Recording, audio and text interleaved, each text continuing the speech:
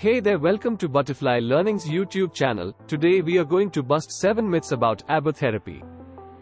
Applied behavior analysis is an evidence-based therapy for children having developmental delays or engaging in challenging behaviors. However, there are some myths that exist around it. These might misguide people, especially parents, resulting in a child who genuinely needs therapy might not get it. Team Butterfly Learnings has prepared a set of 7 mythbusters for parents, caregivers, providing clarity on how the therapy is child-centric and effective in teaching skills that are necessary for the child to function in daily life. Plus, a glimpse of what happens in a session. Myth: ABA is only for children with developmental delays. Fact: it works for anyone needing a behavior change. Applied behavior analysis is for children having developmental delays. It is also for children having tantrums, speech delay, aggression or screen addiction. The therapy also reduces challenging behaviors. Ultimately, it works for any child needing behavior change. Myth: ABA is an experimental therapy and is robotic. Fact: the effectiveness of the therapy is proven and it aims at teaching behavior in natural surroundings so the learner gets maximum benefits. ABA is an evidence-based therapy. It has passed scientific tests proving its quality, usefulness or effectiveness. ABA has multiple techniques that help the child acquire skills. For a child, memorizing responses will not be helpful if they are not able to apply them in their daily living. The therapy is imparted by utilizing play-based activities by using toys, games, or reinforcers of the child's preference by maximizing her motivation to continue the activity or get new items as reinforcement. Natural environment makes learning natural for a child and more fun. The best part of it is the child doesn't even realize that she is being taught skills. Myth: ABA bribes food and toys to kids for the continuation of desired behaviors. Fact: ABA is driven by the concept of reinforcement, using rewards for the continuation of desired behaviors. Reinforcement is the core of applied behavior analysis. The child is given a reward by the therapist for giving the required response.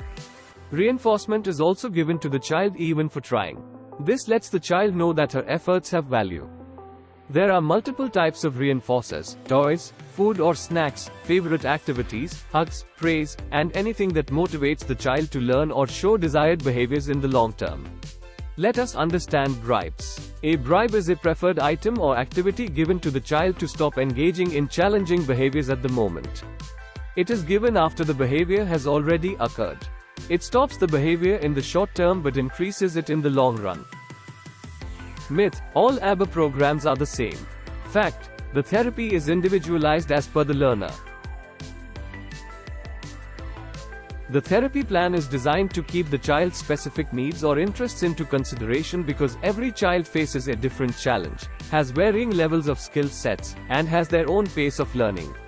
That's why instead of going with the size-fits-all method, a personalized therapy plan is created by the BCBA. Myth: ABA only tackles challenging behaviors. It doesn't help the child to acquire new skills. Fact: ABA teaches new and alternate skills to make the child more independent in daily living. The therapy not only decreases challenging behaviors, it also makes the child independent by improving speech or language skills, play skills, social skills, intellectual functioning, daily living skills or academic skills. Myth: the entire therapy is done at the table. Fact: the skills are taught all around the child's environment. The child can learn skills in environments like sitting on the floor alongside the therapist, in a play area, other places around the clinic or home. The therapist focuses on the table or chair when there is a need to teach the child sitting and waiting for skills. Myth: ABA teaches only one way to respond. Fact: it teaches the child multiple responses to different situations. The main focus of the therapy is generalization. The child should perform a skill across stimuli, people, and places. Generalization across stimuli means the child will be able to label a bear on a flashcard, in a cartoon video, a teddy bear soft toy, etc. Generalization across people means the child will respond to a question like, "What is your name?" Whoever is asking, it can be mom, dad, grandparent, or teacher. In generalization across places, the child can perform a skill across places.